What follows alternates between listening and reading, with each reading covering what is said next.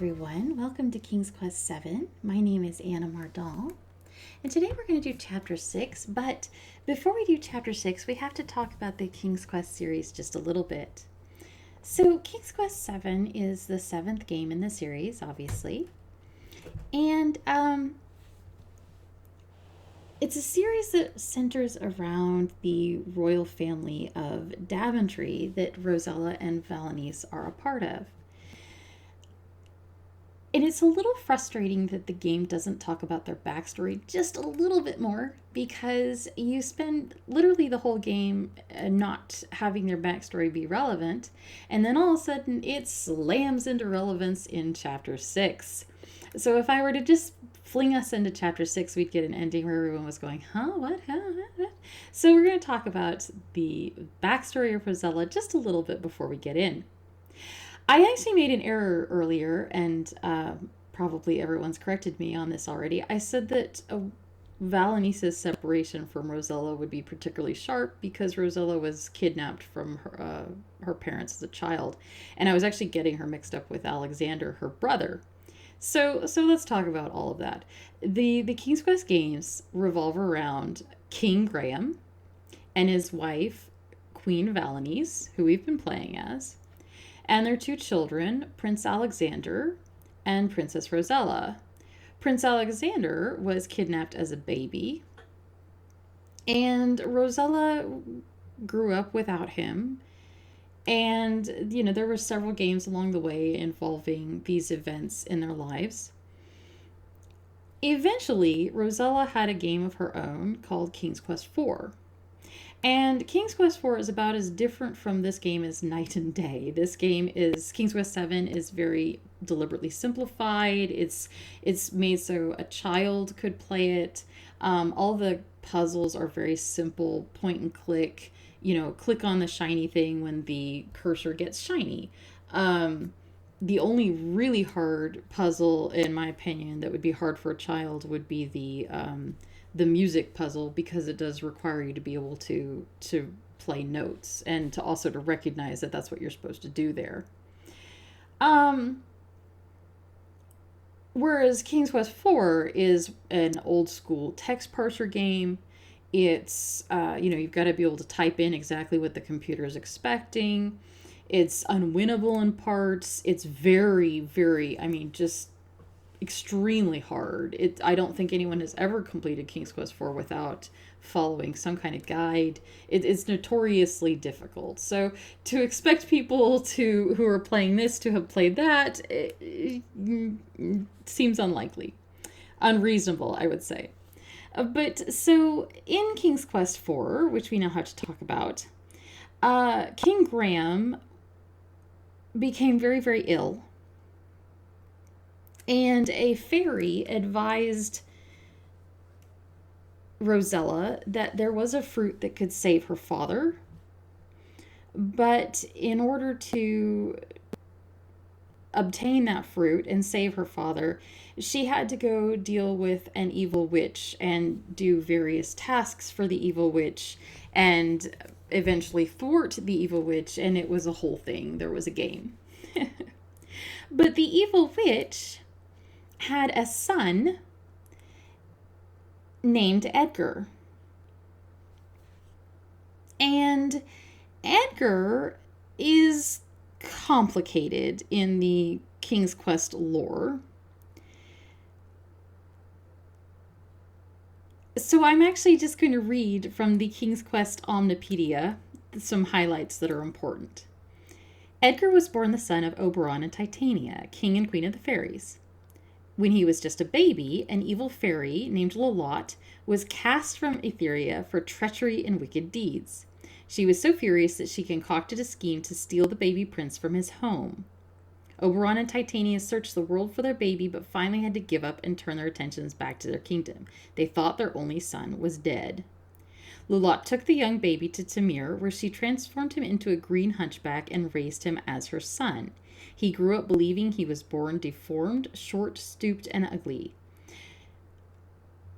When Rosella was held captive by Lolotte, the evil fairy, Edgar developed a crush on her and convinced his wicked mother to give her a chance to prove her innocence. This led to Lolotte sending Rosella on various tasks as part of King's Quest IV. The Wicked Fairy announced that Rosella's reward for completing these tasks would be a forced marriage to Edgar, trapping her in Tamir with them forever. Despite his desire to have Rosella stay with him, Edgar aided Rosella in her escape from her prison room. Edgar sensed her unhappiness and smuggled the key to her prison under her door, attached to a single red rose. After Edgar released Rosella, and Rosella killed the evil fairy and helped a good fairy who had sent her on this mission to begin with, the good fairy summoned Edgar to her island and rewarded him with a pleasing appearance that matched his soul instead of the one that Lolotte had given him. Probably in the original King's Quest IV, he was meant to have just genuinely been an ugly hunchback, which I'm putting massive air quotes around because I have a hunchback, so, yeah.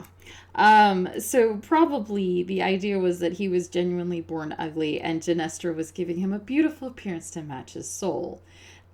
Somehow, over the course of Sierra developing the lore for these games, it became that Genestra was actually just restoring his appropriate appearance, which Lolotte had stolen from him whenever she stole him and cursed him. So it became more of a Beauty and the Beast thing, where he had always been lovely, but she had turned him into a monster, and now it was being undone.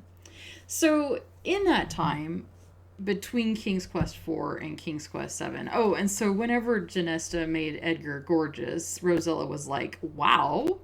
And Edgar actually proposed a second time, will you please marry me? And Rosella said, I'm very fond of you. I even hold love in my heart for you, but really not the time. I gotta get back home and heal my dad, so no thanks. And she left, but she thought of him fondly in the years in between.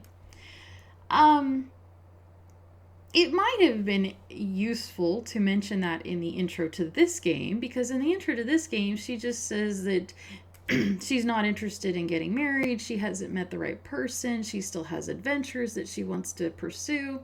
And so we don't hear any of that backstory of potentially there's somebody else she already loves, or nobody else has ever stirred her heart in the way that Edgar did. But so what happened to that guy? Well, he was, again, this is probably a retcon. He was, as Oberon and Titania's son, Genestra took him back home to Etheria, and he has been living there, rediscovering and becoming reacquainted with his princely heritage, until he's gone missing again, and nobody knows why. Oberon and Titania were searching for him, and that was how things were allowed to get as bad as they were with the volcano. And we had to go and get the winds to go find them and say, look, crisis back home, come back and look for Edgar again later. So they are hurting, I'm sure, because this is the second time they've lost their child. This has got to be like a nightmare for them to have recovered him and then lost him all over again. Which is what I thought Valenice was going through by losing Rosella, but it turns out that was Alexander. I get kids mixed up sometimes. So are we all caught up that Rosella has a long-lost, I wouldn't say love, but a long-lost crush named Edgar, who is the son of Oberon and Titania, who is the son who is currently missing in this game. And again, a lot of that could have been dropped here or there, but apparently the player didn't need to be in on it because they assumed the player already knew all of this. Not the best assumption to make, but Sierra has not always been good about putting their lore in-game as opposed to out of game. Chapter 6, Ready, Set, Boom. Rosella, change the imposter back into his rightful form. It's our only chance. When we were last here... Rosella, get him! No, get him! The two Troll Kings were fighting, and we can't tell them apart. There is also a place here to plug in this item, which I can't do. We've got this wand that we've been using to turn the Troll King into a scarab. Well, I don't really want to turn the Troll King into a scarab. I want to turn the False King into a scarab. You cannot see it, but there is a button at the very bottom, and if you click it, it no longer says T at the top. Now it says F. True and false? Will it only work on the false Troll King now? Why can't we use it? There we go. So this should only work... Well, damn. Nice try, sweetie. Maybe we aimed at the wrong one. Drat it. I just should have been more decisive. Yeah, I was... Rosella! No! Alright. Now it's on false. And we will point it at the one that gets knocked off here.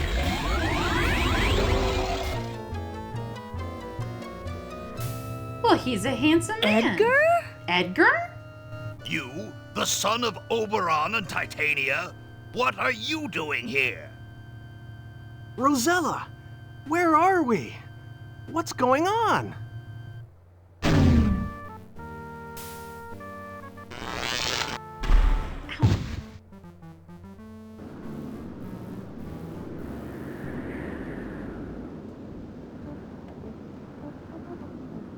My dear princess, I have something so special in store for you. I hope you enjoy hot weather. Well,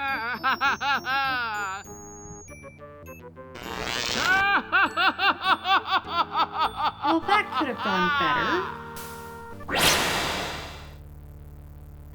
Ow! Oh! All right, we are in the volcanic shaft. And this seems like a bad place to be.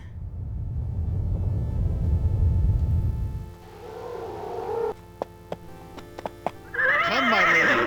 We must hurry. That looked an awful lot like Edgar riding Necromancer. That would be Mab and Oberon and Titania trying to contain the volcano. You'd think they could see me and let me out, but apparently not. Fortunately, I have a shovel.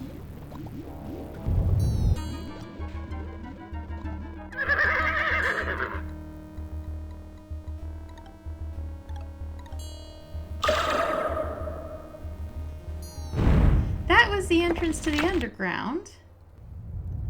Okay. Well, thank God that our tiny little spade was able to get us as far as it did. And now, I hope we all remembered the sequence to this door. It was left eye, right eye, nose. Now, as soon as possible, because it needs to be charging, I really want to get this thing into this plug. Alrighty, so it's doing its thing. And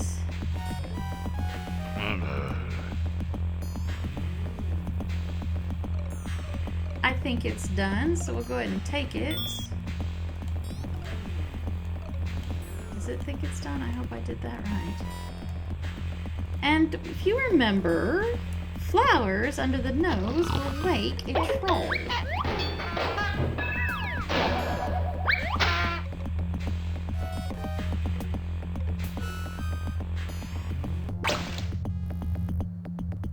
That's not gonna hold for much longer. And only Mab is there. Oh. Look how happy we are. Mother! My daughter. Oh, I thought I'd never see you again. Mama, I'm so sorry. I saw the castle and I jumped in to see, and the Troll King, Edgar, well, he just... Edgar?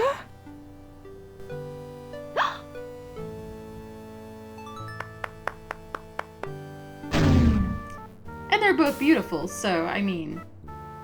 No, you'll not touch her. Out of my way, whelp! I enslaved your little mind once. Don't think I'll be so kind this time. Never again, Malicia!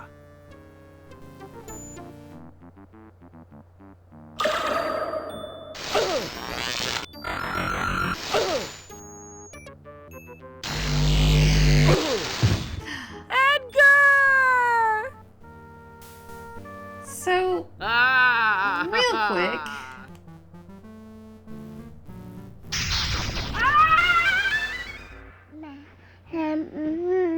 It turned her into a baby.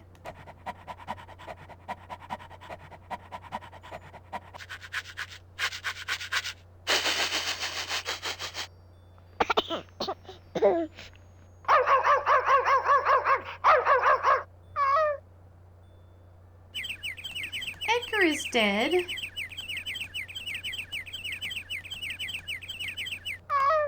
Guys, move. But we have an extra life.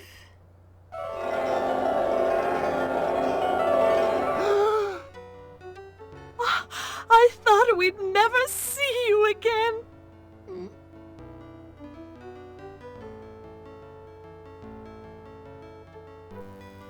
Valanice, I cannot thank you enough. You have not only saved our world, you have given us back our greatest treasure, our son. Your son? Edgar? You know our son?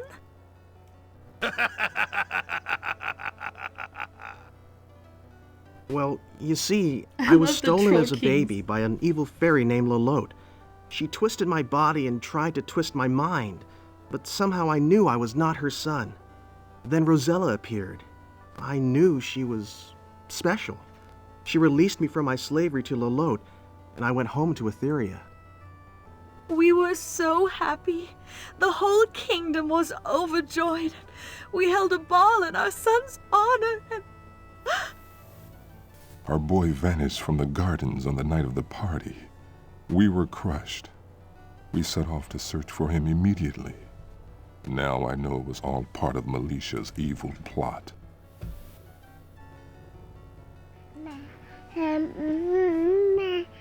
Something went terribly wrong with you, my sister.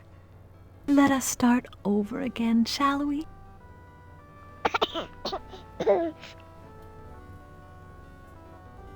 Rosella, it was I who lured you into this world. I kidnapped you. I know you can never forgive me, but please, let me assure you that I was not in my right mind. I would never have done that had I known. Edgar, would you show me the sights of Etheria? After all, it's what I came for. So, everyone together.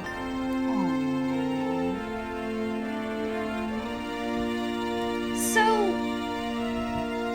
Malicia hates Etheria. Oh. How beautiful. Rosella, you've been in my heart since the day I first saw you. Rosella, may I have the honor of courting you? Yes, you may.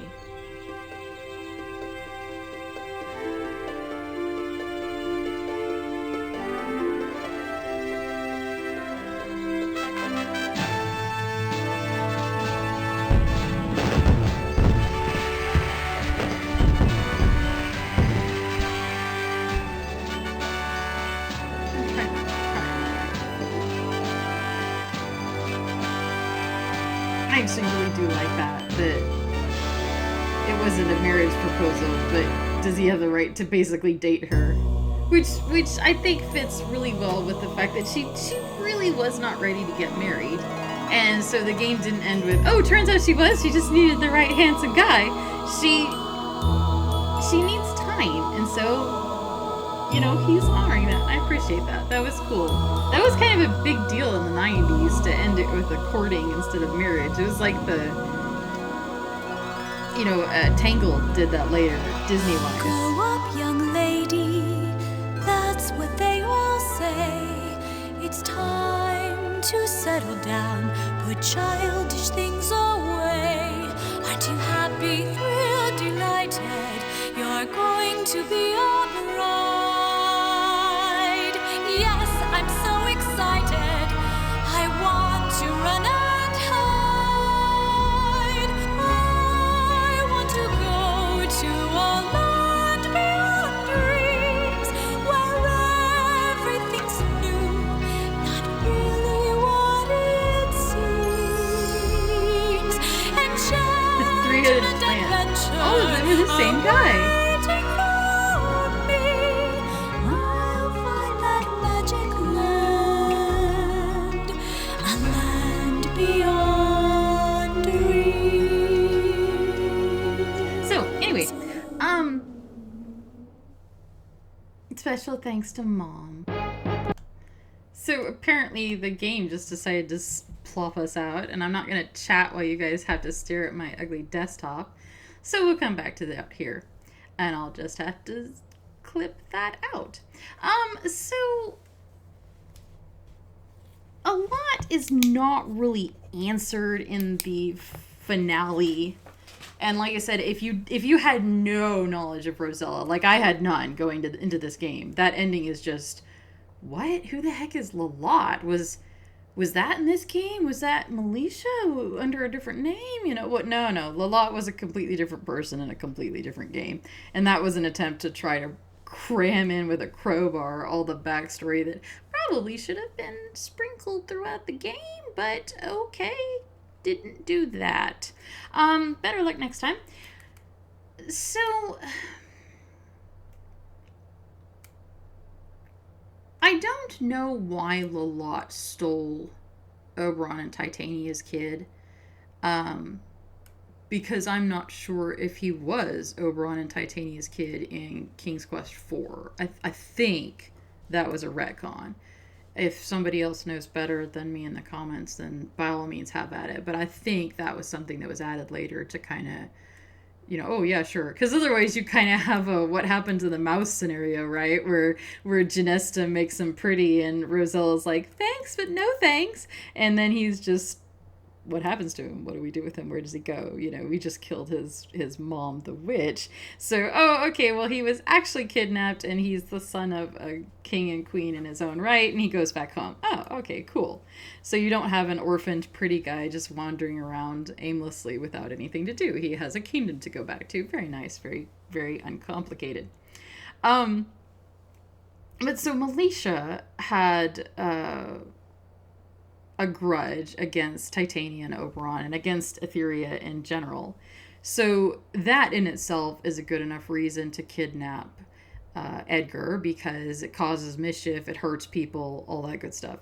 It was also a good idea to kidnap Edgar because assuming she could hide him well enough, it meant that Oberon and Titania would be distracted and searching and not paying attention to the fact that the volcano was about to blow up.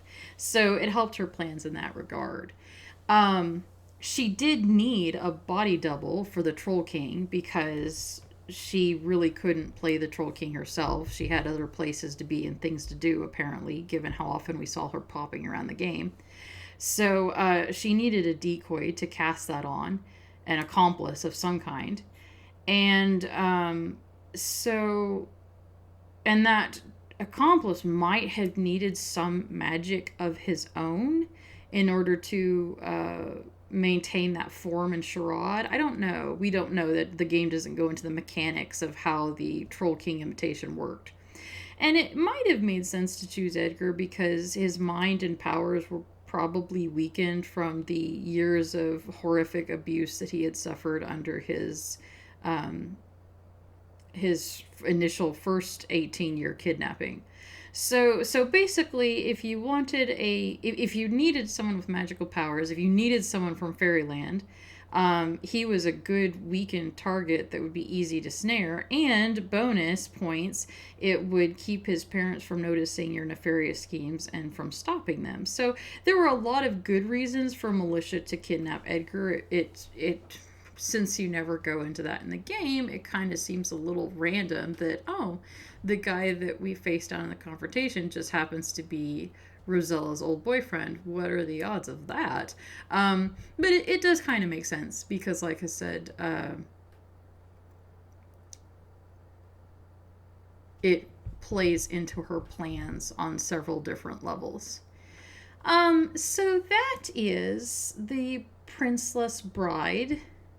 And she did, in fact, end up finding a prince that she was happy with. If not happy to go ahead and marry, because she wasn't quite ready for marriage yet, but happy to court.